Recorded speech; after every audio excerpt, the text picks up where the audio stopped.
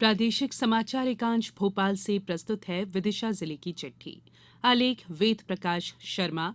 वाचक स्वर संयुक्ता बैनर्जी। लोक स्वास्थ्य और परिवार कल्याण मंत्री डॉक्टर प्रभुराम चौधरी ने विदिशा के ग्राम सोमवारा में पीएससी भवन का भूमि पूजन किया। इस अवसर पर लोक स्वास्थ्य मंत्री ने कहा कि मुख्यमंत्री शिवराज सिंह चौहान के नेतृत्व में मध्य प्रदेश स्वास्थ्य सुविधाओं के क्षेत्र में आत्मनिर्भरता की ओर अग्रसर हो रहा है। कई स्वास्थ्य गतिविधियों के क्रियान्वयन और उपलब्धियां हासिल करने में प्रदेश देश में अव्वल है। उन्होंने बताया कि गत वर्ष प्रदेश में 263 और इस साल 226 नवीन स्वास्थ्य केंद्रों का निर्माण कार्य पूरा किया गया है। जिले में चिकित्सा विशेषज्ञों की पूर्ति के लिए भी विशेष पहल की जा रही है। डॉक्टर चौधरी ने कहा कि प्रदेश के 3 करोड़ से अधिक नागरिकों को आयुष्मान कार्ड दिए जा चुके हैं। उन्होंने बताया कि ग्रामीण क्षेत्रों में स्वास्थ्य सुविधाओं की पूर्ति के लिए जो नवाचार किया जा रहा है, उससे स्थानीय ग्रामवासियों को बेहतर स्वास्थ्य सुविधाएं उपलब्ध होंगी। अब इलाज के लिए ग्रामीण जनों को जिला मुख्यालय जाने की आवश्यकता नहीं है।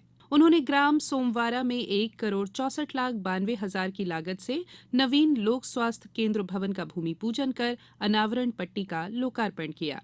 हाल ही में पुनीत सागर अभियान के तहत शासकीय कन्या स्नातकोत्तर महाविद्यालय के एनसीसी कैडेट और एनएसएस के छात्रों द्वारा विदिशा की बेतवा नदी के तट पर स्वच्छता अभियान चलाकर सफाई कार्यक्रम आयोजित किया गया।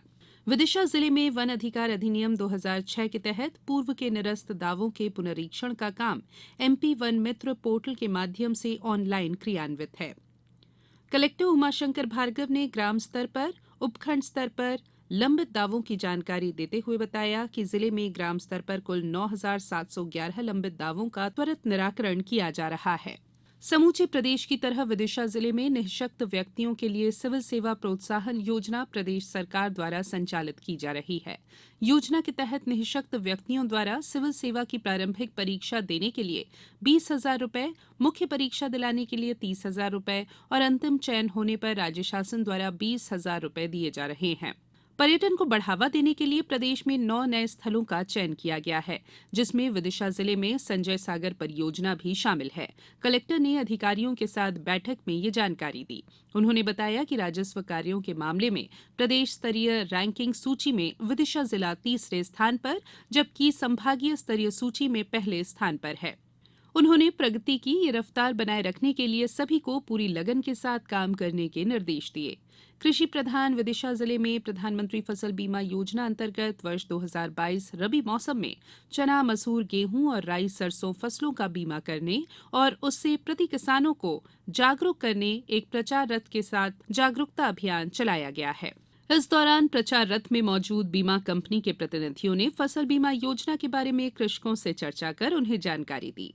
प्रधानमंत्री फसल बीमा योजना फसलों से जुड़े हुए जोखिम जैसे प्राकृतिक आपदा, सूखा, बाढ़, ओला, भूस्खलन आदि स्थिति के कारण बीमित फसल में नुकसान की भरपाई करता है और किसान का जोखिम कम होता है। उन्होंने बताया कि बीमा पंजीयन कराने के लिए अंतिम तिथि 31 दिसंबर निर्धारित है। जिले में किसान क्रेडिट धारकों को ऋण स्वीकृति के लिए विशेष शिविरों का आयोजन किया जा रहा है। ये शिविर 31 दिसंबर तक जारी रहेंगे।